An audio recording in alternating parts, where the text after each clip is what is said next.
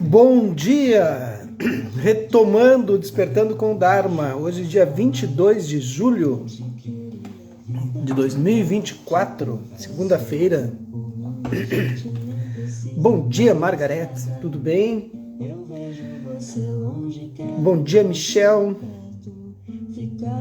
Estamos de volta. Bom dia, Ana Tereza. Como vão? Bom dia, Mauro. Tudo certo aí? Essa música é Lisboa, com uma galera aí que eu não conheço. Dois Mares, Rafael. Tô melhorando. Não tô 100% ainda. Tô, digamos, 80%. 70%, 80%. Tem uma inflamação ainda acontecendo, tem dores no braço. Umas zonas de infecção, assim. E aí essas zonas de infecção ainda estão doloridas, assim. Depende como eu mexo, como eu apoio. Agora com o braço aqui. Mas falta uns 20% aí ainda. Pra ficar bacana. E isso também tive um problema nas vias aéreas, que também tá quase bom. Foi forte, foi. E uma quantidade imensa de remédio também, tô tomando ainda. Bom dia, nega, bom dia, Natalina. Muito remédio, isso aí foi o que me detonou, assim. Agora já reduzi também alguns. Já tô, acho que só com anti-inflamatório, se não me engano. Enfim, tô fazendo o que precisa ser feito, mas tô a mil já. Então, bom dia. Vamos começar a nossa segunda com o Dharma. Poderia ser pior, né? Poderia ter atacado o sistema renal, mas tudo foi controlado.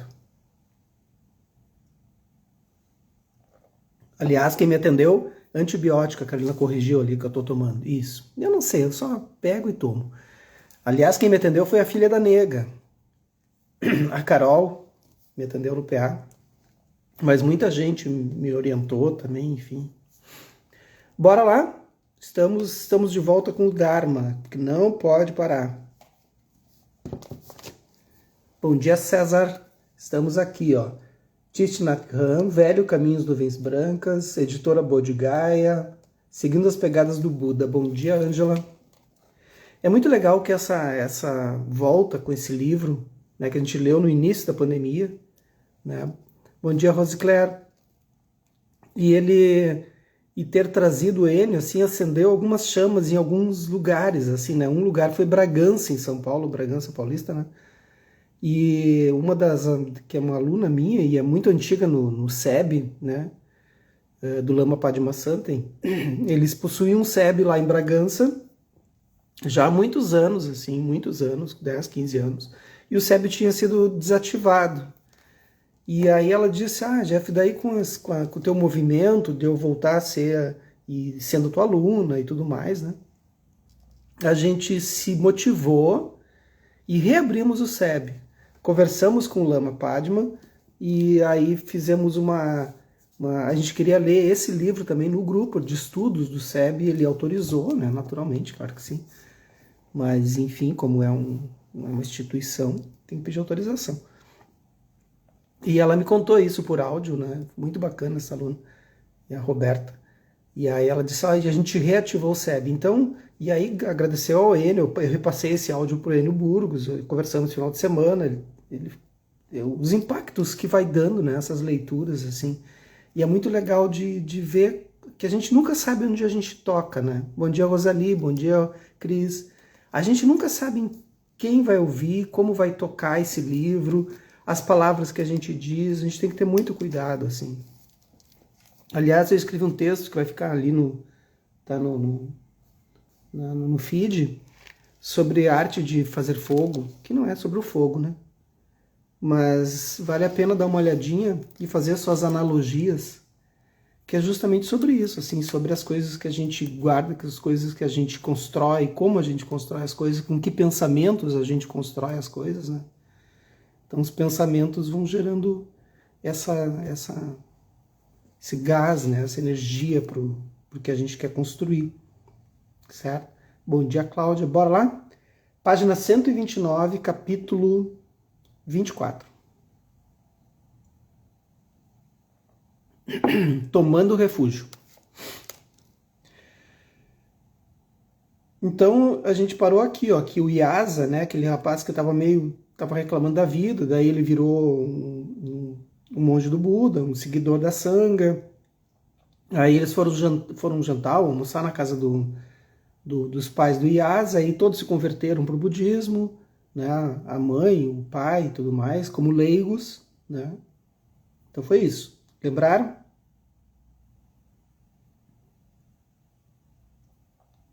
A notícia de que Iasa havia se tornado um bhikkhu, um praticante, então, né, um mendicante, espalhou-se rapidamente entre seus amigos. Os mais próximos, Vimala, Subbahu, Punadi e Gavampati, decidiram ir visitá-lo em Isipatana. No caminho para lá, Subbahu disse: se Iasa decidiu tornar-se monge, seu mestre deve ser mesmo extraordinário. E o caminho que ensina deve ser o mais elevado. Iasa é muito crítico. Vimala retorquiu: não esteja tão certo. Talvez ele tenha feito isso num impulso. Pode não durar muito. Depois de 6 meses, 1 ano, ele pode muito bem deixar uma tal vida.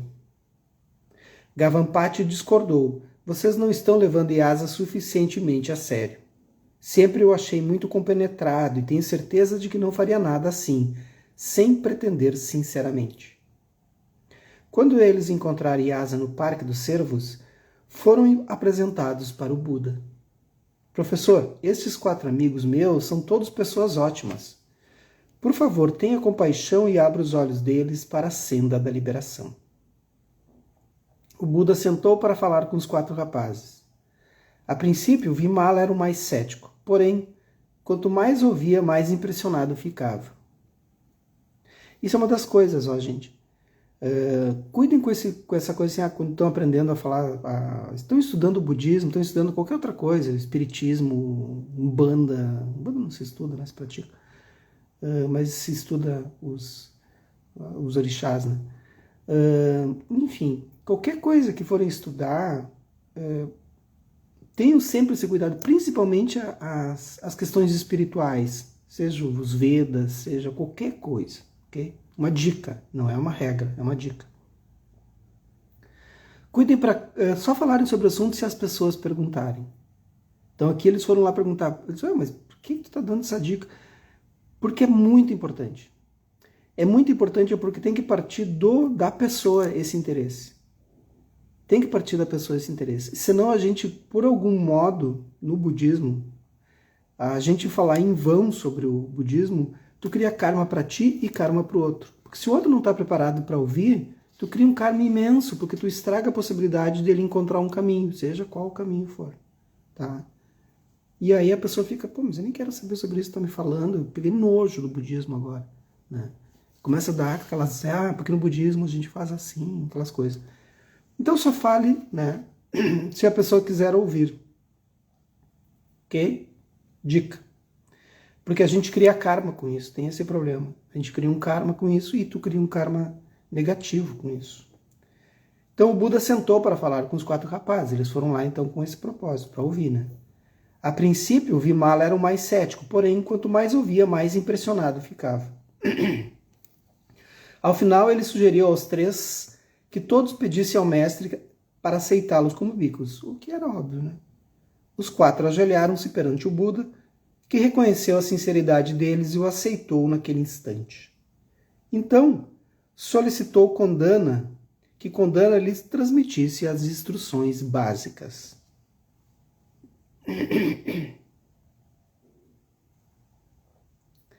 Iasa tinha várias centenas de outros amigos que logo ouviram sobre como ele e seus 4 companheiros haviam todos sido aceitos na comunidade de monges.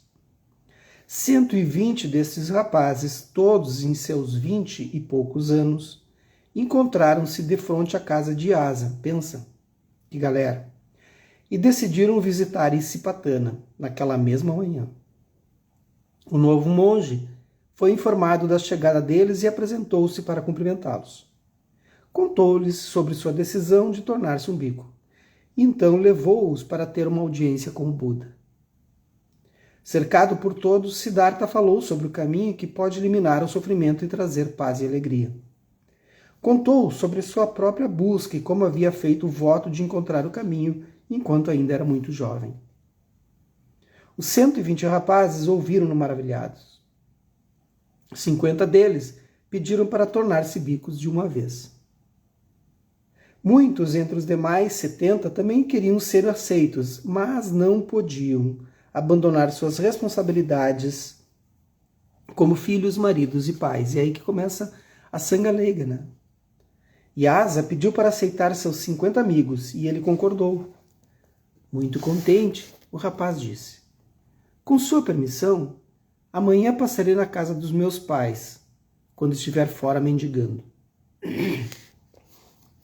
Posso perguntar se eles gostariam de oferecer mantos e tigelas para esses novos bicos. O Buda agora contava com 60 monges vivendo com ele no Parque dos Cervos. Então imagina, né? Isso aí é um problema também, né? Porque é uma galera que sai de casa, começa a praticar ali, e é uma galera que sai, né, para mendicar, né, a comida. Mas dentro de uma cultura faz sentido, né? Não faz sentido muito na nossa. Não é muito comum na nossa, não é que não faça sentido. Mas não é comum na nossa cultura. Né? Mas a gente tem que ver o impacto que isso vai dando, né? Porque é um impacto social. Permaneceu ali por mais 3 meses, a fim de orientar a comunidade. Durante aquele tempo, várias centenas de homens e mulheres foram aceitos por ele como discípulos leigos. O Buda lhes ensinou como praticar observando seus corpos, sentimentos, percepções, formações mentais e consciência. Então, observando os 5 agregados. E que todos são passageiros, impermanentes. Ensinou sobre a natureza interdependente de todas as coisas. E explanou que meditar focando esta realidade era muito importante. Explicou que todas as coisas dependem uma das outras para surgir, desenvolver e declinar. Então ele explicou a impermanência. Olha quanta coisa ele está trazendo, né? Sem originação interdependente a gente conhece mais por a roda da vida, tá? Então, nada poderia existir. Dentro de cada coisa existem todas as demais. A meditação sobre a originação interdependente, disse ele, é um portal que conduz à liberação do nascimento e morte. Ela tem o poder de remover as visões fixas e estreitas, tal como a crença de que o universo tenha sido criado por algum Deus ou de algum elemento, assim como a terra, a água, fogo ou ar. Então só esse parágrafo aqui já tem um monte de informações. Ali vai falar sobre os 5 agregados, fala sobre a originação interdependente, né, que não necessariamente é a roda da vida, mas de alguma forma a gente aprende como roda da vida, mas de qualquer forma tu vai ter esses aspectos dos primeiros ensinamentos do Buda ali sendo girados já assim. O Buda compreendeu sua responsabilidade enquanto professor. Zelou e guiou os 60 monges como um carinhoso irmão mais velho. Ele também compartilhou muito da responsabilidade com seus primeiros 5 discípulos. Kondana orientou 20 jovens. Badia, Vapa, Mahanama e Assadi, respectivamente, auxiliaram a guiar 10 rapazes cada. Todos os bhikkhus fizeram grande progresso ao longo do caminho. Quando o Buda viu isto, convocou uma reunião da comunidade e disse: Bhikkhus, por favor, escutem. Estamos totalmente livres, não vinculados a coisa alguma. Vocês compreendem o caminho agora. Procedam com confiança e farão grandes realizações. Vocês podem deixar esse patana quando quiserem. Andem como pessoas livres e compartilhem o caminho do despertar com outros. Por favor, semeiem as sementes da liberação e da iluminação, a fim de promover a paz e a alegria. Ensinem o caminho da liberação, o qual é belo do início ao final, tanto em forma quanto em conteúdo. Incontáveis seres serão beneficiados por seu trabalho de espalhar o Dharma.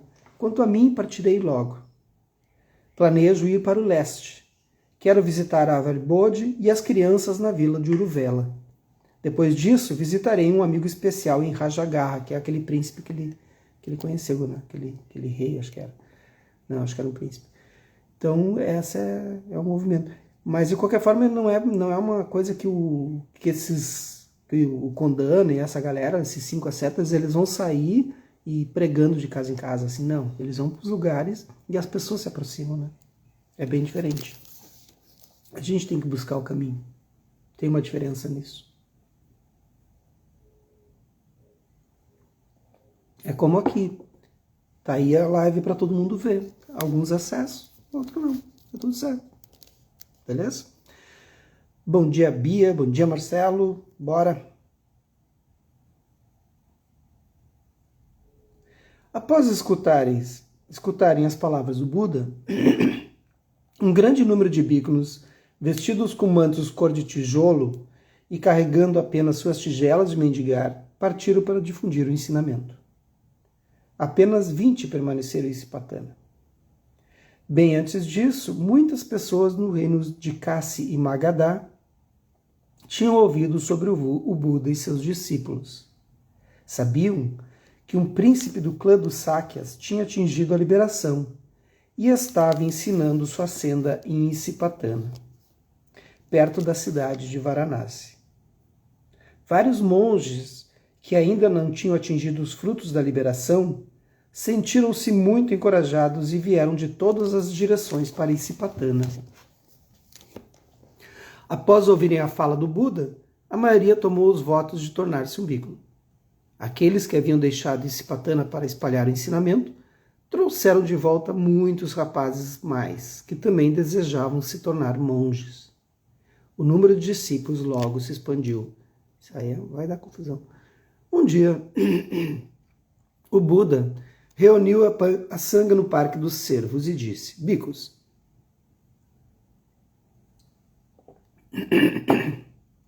não é mais necessário que eu ordene pessoalmente cada novo monge. Então a coisa estava começando a tomar uma complexidade muito grande, era muita gente.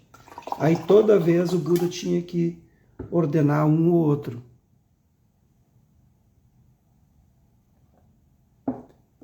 Aqueles que desejam receber a ordenação devem ser capazes de realizar isso em suas próprias vilas, na presença de seus amigos e das famílias. E assim como vocês, eu também gostaria de ficar livre tanto para permanecer aqui como para viajar. Por conseguinte, quando encontrarem um sincero aspirante a novo bhikkhu, vocês mesmos podem ordená-lo onde quer que estejam. Condana levantou e uniu as palmas das mãos. Mestre, por favor, mostre-nos como organizar uma cerimônia de ordenação. Aí que surge então a ordenação. Então poderemos fazer isso por nós mesmos futuramente.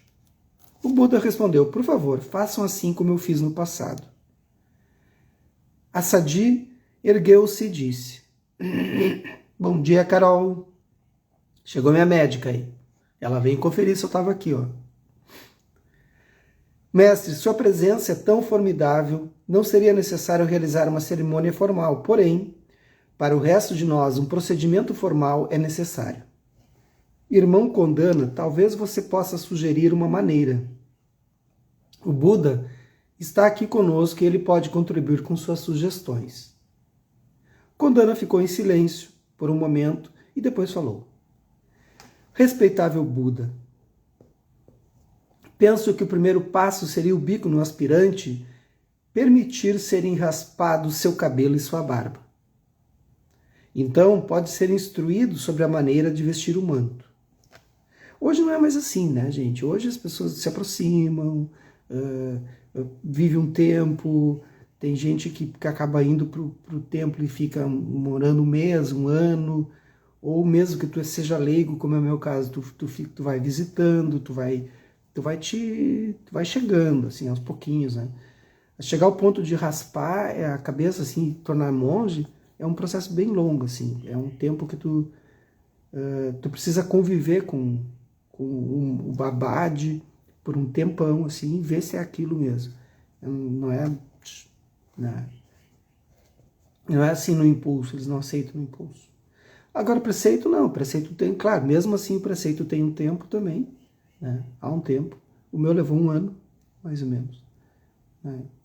Então é um tempo para as coisas se acomodarem. Claro que aqui é outro contexto, né? Então é só vocês, a pessoa que está chegando agora diz, mas aí agora eu começo a ler aqui, eu vou ter que raspar a cabeça? Não, relaxe. Então eles disseram, é apropriado, aqui, Kondana ficou em silêncio, instruído sobre a maneira de vestir o manto, porque tem uma forma, né, obviamente. Após colocá-lo, ele poderia expor seu ombro direito da maneira habitual e ajoelhar-se diante do monge que lhe confere a ordenação. É apropriado ajoelhar-se, pois quem lhe confere a ordenação está servindo como um representante do Buda. Aquele que está sendo ordenado pode juntar as palmas das mãos como um botão de lótus e recitar 3 vezes: tomo refúgio no Buda, aquele que mostra o caminho nesta vida. Tomo refúgio no Dharma, o caminho da compreensão e do amor, e tomo refúgio na Sangha, a comunidade que vive em harmonia e plena consciência. Então a gente pode tomar refúgio no Buda, no Dharma e na Sangha. Mas o que significa exatamente isso, né? Só terminar aqui. Após repetir esses refúgios, o aspirante passará a ser considerado um bhikkhuni na comunidade do Buda. Esta é, contudo, apenas minha pobre sugestão. Por favor, professor, corrija. Então, tomar refúgio no Buda, no Dharma e na Sangha, qualquer um pode fazer. Então, tu pode ser católico, tu pode ser, né? Porque tu não toma refúgio no Buda, entende? Não é no Siddhartha Gautama, né? Para nós, sim, a gente toma refúgio, né, na figura também, né? Eu estou seguindo o que o Siddhartha está falando. Mas qualquer um, por quê? Porque quando tu diz que eu tomo refúgio no Buda, lembrando que Buda é desperto, no Buda que há em mim. Eu tomo refúgio num despertar. Eu tomo refúgio entendendo que eu também tenho um aspecto búdico dentro de mim, que eu também posso despertar a qualquer momento. Então, quando eu digo eu tomo refúgio no Buda, eu estou dizendo eu acredito que eu posso despertar. Então, tu pode olhar dessa maneira. Agora, para quem já é praticante, para quem já é budista e tudo, não, eu tomo refúgio no Buda. Tanto no Buda histórico, Shakyamuni Buda, né, quanto no aspecto despertar, aspecto búdico. Quando eu digo isso, eu estou dizendo que eu estou fazendo uma relação. E eu tomo refúgio no Dharma. Qual Dharma? No Dharma do Buda. Os ensinamentos do Buda. Aí a coisa começa a ficar... Então eu vou entender que é isso. E se eu tomo refúgio no Dharma, eu começo a querer seguir aqueles ensinamentos. Ele tem que fazer sentido para mim, senão eu não tomo refúgio. Eu tomo refúgio no Dharma católico, então segue o Dharma católico. Tomo refúgio no Dharma espírita, então faz isso, né? Tomo refúgio nos Vedas. Eu vejo muita gente confundindo, assim, muito. Aí pega algumas coisas dos Vedas que lhe interessam, pega algumas coisas do budismo que lhe interessa, pega algumas coisas da espírita que lhe interessa, e aí faz uma salada e diz, eu tomo refúgio na espiritualidade como um todo, assim, de uma forma holística, assim. Isso é um perigo muito grande. A gente respeita todas as tradições, obviamente, mas tu tem que seguir um caminho. Não é que tem que, né? Mas, de alguma forma, a gente tem que optar por algum caminho, assim, que lhe faz mais sentido. Porque senão não vai fazer, não vai abolir. O despertar pode acontecer e se despertar em qualquer tradição. Então é importante tomar um refúgio no Dharma. Então eu tomo refúgio no Dharma. Eu tomo refúgio no Dharma budista. Ponto. Tem coisas que eu não concordo, tem coisas que podem, na visão dos outros, podem estar erradas, mas para mim faz sentido. Então quando eu falo para mim, vocês têm que falar para si. Não, para mim eu acho que faz sentido isso. E é para sempre? Não. É por um tempo até aquilo estar fazendo sentido. Entende? Então aquilo ali tudo, eu estou digerindo o Dharma há muitos anos, há décadas, ainda tentando entender, tentando ver o que se adapta. Então eu digo, tomo refúgio no Dharma. E tomo refúgio no Sangha, né, na Sangha, que é a comunidade, é respeitar todos os mestres, tanto os mestres, né, os que já passaram, os que estão aqui, e os leigos. E quando a gente tem uma Sangha, essa Sangha ela protege, né? Ela vai ali e abraça, né? E isso é muito importante. Sangha é uma comunidade. Então não é uma coisa simples assim, toma refúgio no Buda, no Dharma e no Sangha. Do nada, assim. Não, é super importante. Fez sentido para vocês isso? Aí o Buda respondeu, está ótimo assim, irmão Kondana, recitar os 3 refúgios por 3 vezes. Ajoelhado diante de um monge já ordenado, será suficiente para tornar-se um bhikkhuni ordenado. A comunidade ficou feliz com a decisão. E aí, só para terminar, alguns dias mais tarde, o Buda colocou seu manto, pegou a tigela e partiu de Sipatana sozinho. Era uma manhã especialmente bela. Ele se voltou na direção do rio Ganga a fim de retornar a Magadha.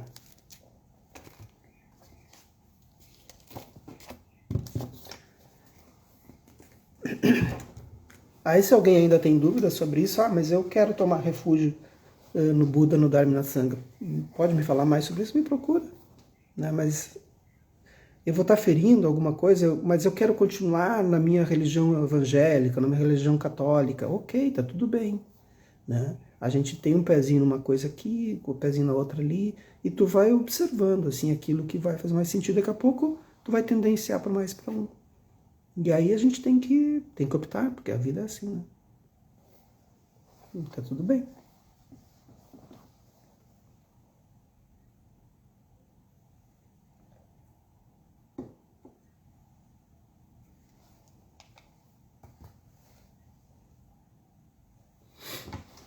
Certo? Vamos fazer uma estabilização.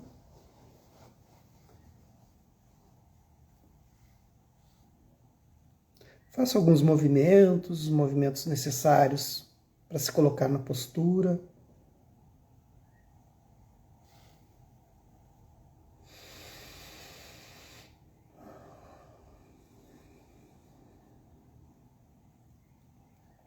Trazendo a mente e o corpo para este momento agora, deixando de lado qualquer outra coisa que estiver fazendo.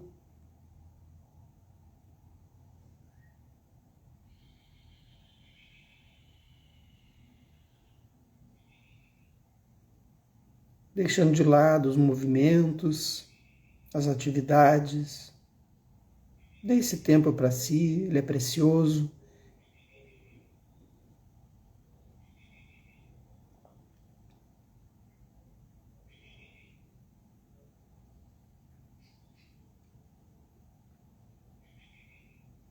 Vá ouvindo todos os sons à sua volta.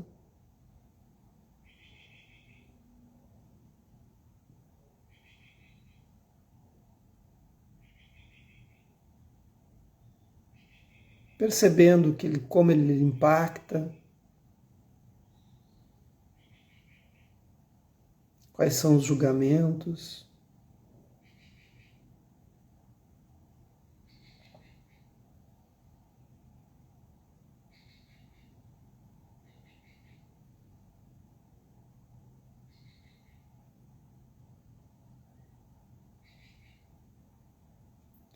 Vá trazendo a sua atenção para o corpo.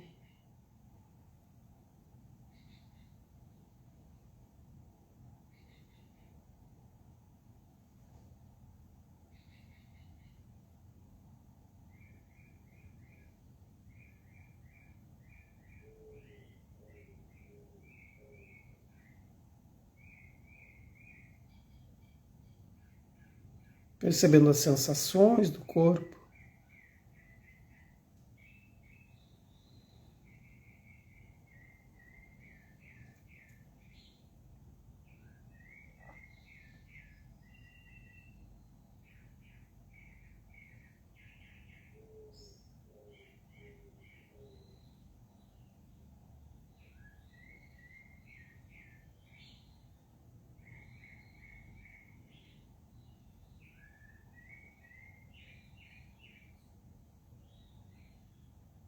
Percebendo os movimentos da mente.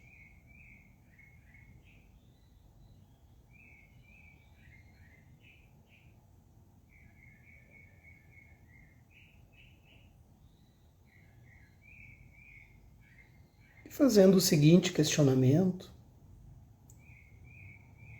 se eu tomasse refúgio,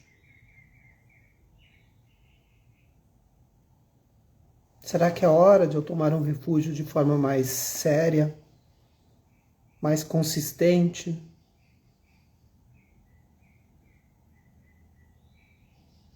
Ao tomar refúgio, eu terei que deixar para trás algumas coisas, algumas atitudes, alguns hábitos, velhos hábitos.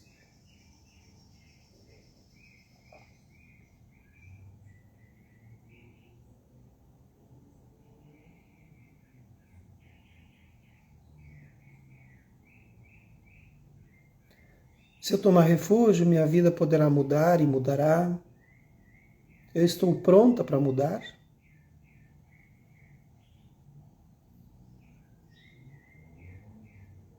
O refúgio? Qual refúgio eu vou escolher? Qual Dharma eu vou escolher? Qual é a verdade para mim? Qual a minha verdade? E essa verdade se reflete em algum Dharma, algum ensinamento, alguma tradição?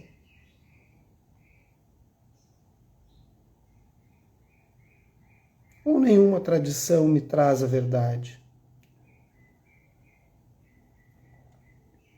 E eu aceito isso com tranquilidade?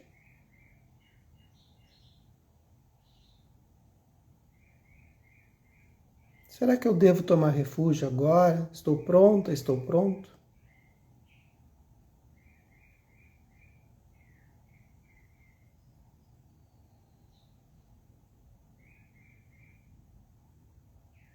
Pensem sobre isso. Que os méritos desse nosso encontro, dessa nossa prática, se expandem e toquem a todos, todas, todas, e que nós possamos nos tornar um caminho iluminado. Para a gente tornar um caminho iluminado, a gente tem que tomar refúgio, gente. Em alguma coisa. Não necessariamente numa tradição. Pode ser ateu completamente. Não tem nada a ver com tradições. Mas em alguma verdade a gente precisa seguir. A gente não pode ficar à toa na vida assim. Ok? As pessoas percebem quem tem a verdade. Boa segunda, boa semana e até amanhã. Amanhã eu tô aqui de novo.